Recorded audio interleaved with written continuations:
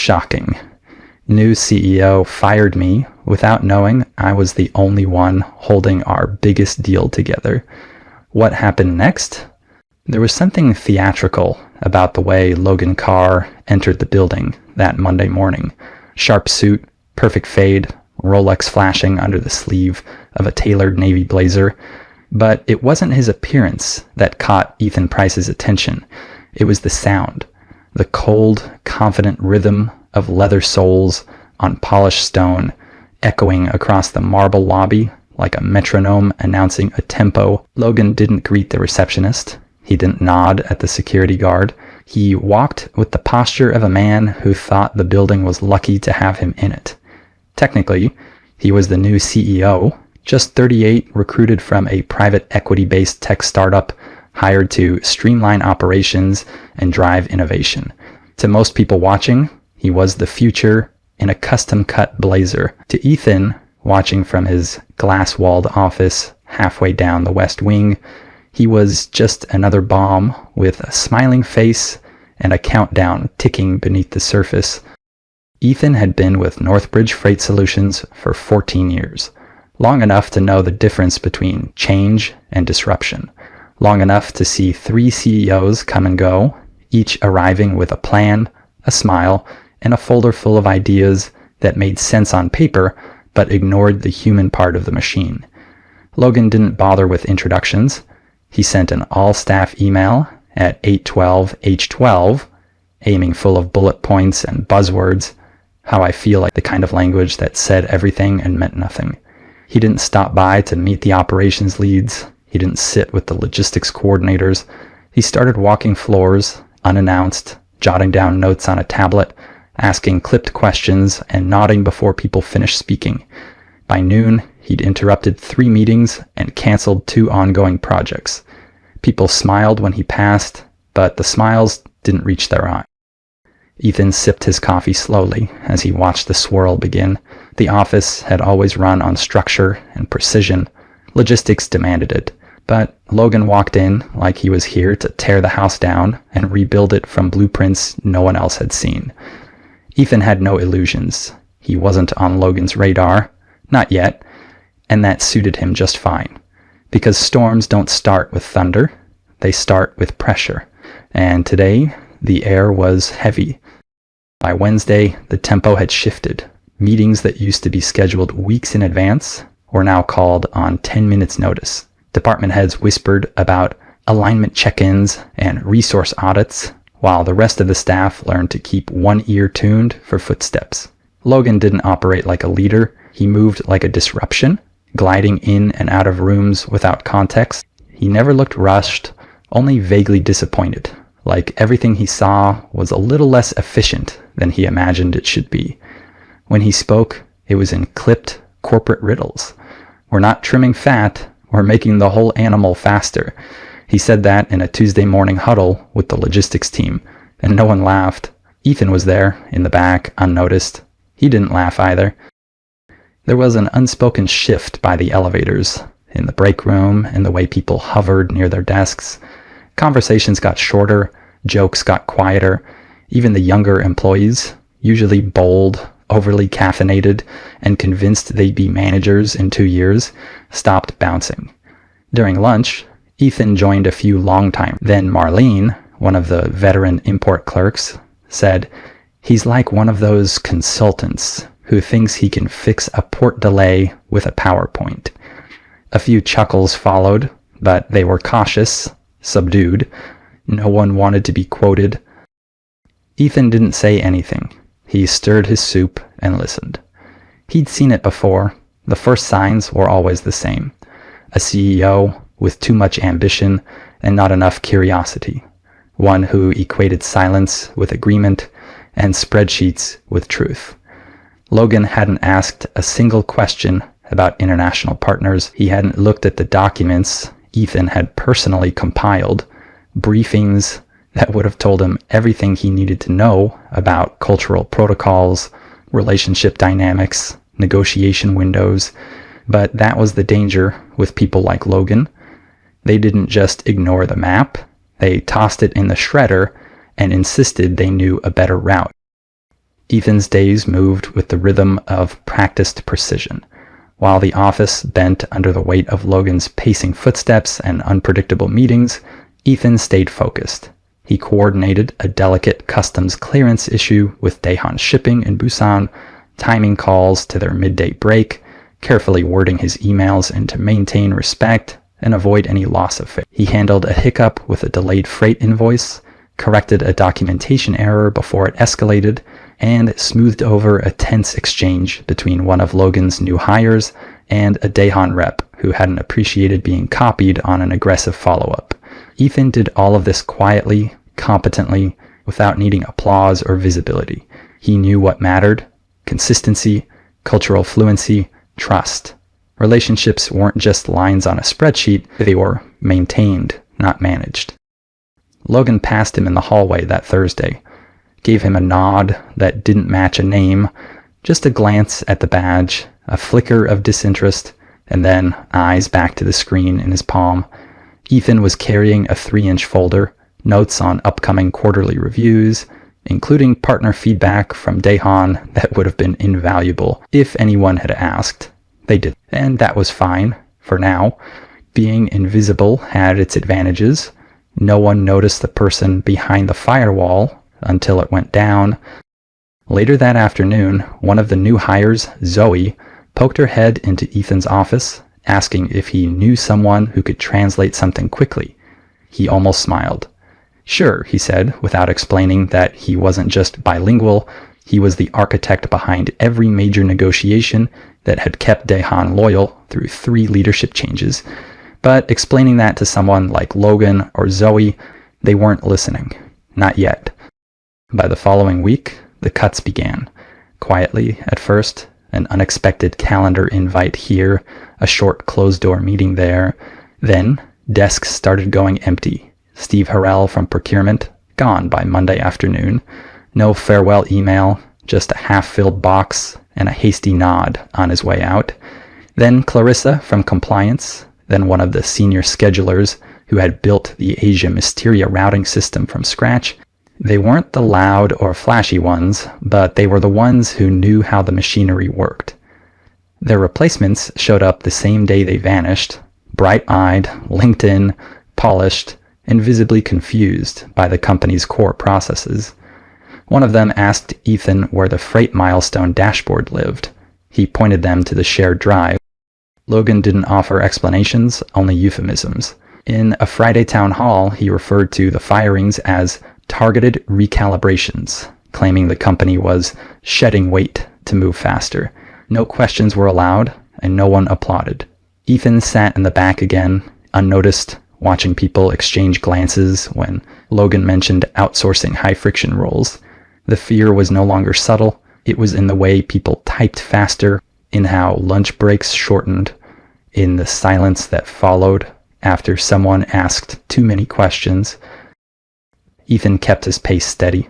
He completed logistics reports, reviewed manifests, confirmed specs with Daehan's Seoul office, double-checked customs documentation for a complex multi-port delivery.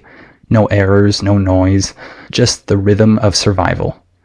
He wasn't afraid, not exactly. He'd lived through this kind of regime before. What worried him wasn't the layoffs or the chaos, it was the look on Logan's face, that serene, confident smile of someone dismantling things he didn't understand, believing he was building something better, faster. That kind of certainty was dangerous. It was during a Tuesday strategy session that Ethan first felt the ground shift. Logan stood at the front of the glass-walled conference room, arms wide, like a man hosting a talk show, rather than reviewing critical operations. The slides behind him flashed buzzwords at a rapid clip: streamlining, agility, cost efficiency. At one point, he gestured dramatically toward a chart and declared, "We're not just in logistics anymore." Ethan, seated near the end of the table, noted how nobody laughed, though a few smiled reflexively. Logan then announced that every department would be reviewed over the next 10 days, top to bottom, to identify overlap and eliminate inefficiencies. He didn't name names, but he didn't have to. Everyone in the room After the meeting, the team shuffled out with the cautious energy of people leaving a courtroom. Ethan took his time, collecting his notes, careful not to be first or last to leave. As he rose, Logan approached him with a smile that didn't quite reach his eyes. "Ethan, right?" he asked, as if trying to place a face from somewhere vague. "Yes," Ethan replied. "What is it you handle again?" Logan asked, already glancing down at his tablet. Ethan could have said logistics liaison or rattled off his title, but he chose clarity instead. "I manage our partnerships in East Asia, primarily Daehan, cultural protocols, negotiation strategy, communications, end to end." Logan nodded slowly, distracted. "We've got a translation firm now, right?" he said, almost to himself. "We'll be rethinking all of that soon. Appreciate the work, though." Ethan didn't flinch, but as he walked back to his desk, he caught Jenna from HR watching him from her office window. She gave him a small, tired smile, one that didn't need words. It said, "Be careful. Be ready." The meeting invite hit Ethan's inbox at 8:42 IEMN on Friday. Subject, one-on-one, El Car, location, conference room 4B, time, 9 o'clock IEMN sharp, no agenda, no context, just like the others before him who had vanished without a ripple. Ethan sat for a moment, staring at the screen, then calmly closed his laptop. He took a moment to smooth his shirt, adjusted the cuffs of his sleeves, and walked toward the room with quiet precision, as if the steadiness of his steps could anchor something in place. When he arrived, Logan was already seated at the head of the table, a manila folder in front of him. Jenna from HR sat 2 chairs away, her expression neutral, hands clasped tight in her lap. She didn't meet his eyes. "Ethan," Logan said, smiling like this was a performance review, "thanks for coming in." He gestured to the chair across from him. "We've been evaluating our internal structure," he began smoothly, flipping open the folder like a formality, "and after reviewing how we're aligning our international partnerships, we've decided to consolidate that function external." Logan continued, "We're moving to a firm in Singapore that specializes in regional account handling, more scalable, more modern." Jenna slid an envelope across the table. 6 weeks of severance, PTO payout, clean exit. Ethan didn't argue. He didn't protest. He let the silence linger just long enough to make Logan shift uncomfortably. Then he asked, evenly, "You're sure you can manage Daehan without me?" Logan chuckled lightly. "We'll be fine. We need to stay dynamic. It's nothing personal." Ethan stood, leaving the envelope untouched. "Good luck on Wednesday," he said quietly. Logan blinked, confused for a beat, but Ethan was already walking out. No scene, no farewell, just the calm certainty of a man who knew what was coming. Wednesday arrived, with gray skies over Chicago and a restless tension inside Northbridge Freight's headquarters. On the 15th floor, the conference room had been cleared and polished for the morning's high-stakes renewal meeting with Daehan Shipping Group. The 3-year contract on the table represented $32 million, 0 cents in guaranteed revenue, one of Northbridge's most critical international partnerships. Logan stood at the head of the gleaming table, flanked by Martin and Zoe, 2 of his recent hires who had been hastily briefed on East Asian business etiquette from a generic onboarding slide deck. Ethan, now long gone, wasn't mentioned in the prep. He wasn't even on the new organizational chart. At exactly 10 o'clock IEM, Daehan's delegation arrived. Director Kim Min-jun, Vice President of International Affairs, entered the room with 2 senior advisors. They moved with quiet precision, no smiles, no unnecessary words. Logan greeted them with practiced energy. "Welcome. We're excited to take this relationship to the next level." He extended his hand. Director Kim shook it, barely. No eye contact. A silence followed that no one in the room knew how to break. Logan launched into his presentation, flipping through slides about cost-saving measures, automation initiatives, and regional restructuring. He spoke quickly, confidently, never pausing to let the interpreter translate, never checking for signs of comprehension or concern. A few minutes in, Director Kim raised a hand, palm slightly outward. Logan stopped, mid-sentence. "We would like to speak with Mr. Ethan Price," Kim said calmly. "Immediately, if possible." Logan blinked, confused.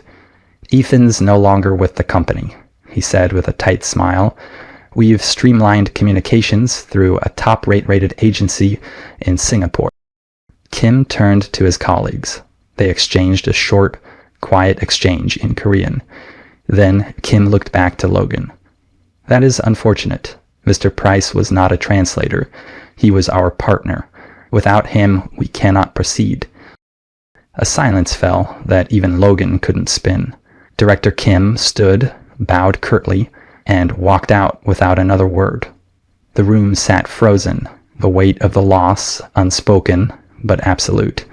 The $32 million, 0 cents deal had evaporated, and no one, not even Logan, had a backup plan. The weekend after his dismissal was still almost peaceful. Ethan didn't rush to send out resumes or post long goodbye messages. He cleaned out his home office, returned a few texts from coworkers, most brief, most careful, and let the silence from the others speak for itself. Fear made people quiet, and he didn't blame them. On Sunday afternoon, he sat down with a cup of coffee and updated his CV, not with desperation, but precision. 14 years of experience, fluency in Korean, direct oversight of international freight negotiations across East Asia, no inflated titles, just facts that spoke for themselves. The following Monday, he walked into a glass and steel building on the riverfront, Lawson Kincaid Consulting. An old contact from a logistics conference had reached out after hearing whispers of the Daehan fallout. They were looking to expand their Asia-Pacific Partnerships division and needed someone with deep familiarity. The interview was sharp, respectful, and over in under an hour. No fluff, no forced enthusiasm, just recognition. Ethan explained the difference between managing a contract and managing a culture. He talked about timing, tone, unspoken rules, the kind of things that don't fit on a slide. By that evening, the offer was in his inbox. More pay, better title, full autonomy, and most importantly, respect. Ethan accepted without hesitation. He wasn't interested in revenge. He never had been, but he understood the power of being underestimated, especially by people who didn't know the ground they were standing on. From his new office, sunlit and quiet, he watched the city move around him. He didn't need to chase anything. The next phase of his career was already here. And if Logan Carr hadn't realized the cost of cutting competence, he would soon. Ethan wouldn't lift a finger to hurt him. He wouldn't have to. The call came on a Thursday morning, just after Ethan had wrapped up a status meeting with his new team. Unknown number. He let it go to voicemail. 10 minutes later, a second call, this time from a number with the old Northbridge extension. Curiosity edged out indifference. Ethan picked up. "Ethan, it's Logan," came the voice, artificially upbeat. "Hope you're doing well." Ethan leaned back in his chair, silent. Logan continued, rushing past pleasantries. "I was hoping we could talk, maybe clear the air. We're navigating some transition issues. I think there's an opportunity for us to collaborate again." Collaborate. That was rich. Logan didn't apologize. He didn't ask what Ethan was working on now. He didn't even acknowledge what had happened with Daehan. He simply wanted a lifeline without saying it out loud. "Just consulting," Logan added quickly. "No need for formalities. Just your insights where they're needed. Flexible, quiet." Ethan let the silence stretch long enough for it to sting. Then, calmly, "Let's meet. Tomorrow, 9 o'clock. Logan arrived 10 minutes late the next morning, all forced charm and anxious polish. Same expensive watch, but his face was tighter now, sleep-deprived and uncertain. "Ethan," he beamed, striding into the sunlit conference room. "Good to see you again." Ethan shook his hand coolly and gestured for him to sit. "It's a temporary bump," he explained. "You know how volatile these international accounts can be." Ethan listened, offered nothing. No agreement, no sympathy. When Logan finally asked if he was interested, Ethan gave a small nod. "On my terms," he said quietly. Logan blinked. "Of course," he replied, but he didn't ask what those terms were. That was his first mistake. Ethan was back. Logan thought he had brought Ethan back under control. A quiet consulting contract, no public announcement, no office title, just access to the client database and the illusion of stability. What he didn't realize was that Ethan wasn't back to advise, he was back to observe and to act. From the sterile glass box they'd assigned him as a workspace, Ethan slipped easily into the system. No one paid him much attention, most assumed he was another one of Logan's new contractors, a quiet specialist brought in to clean up the mess.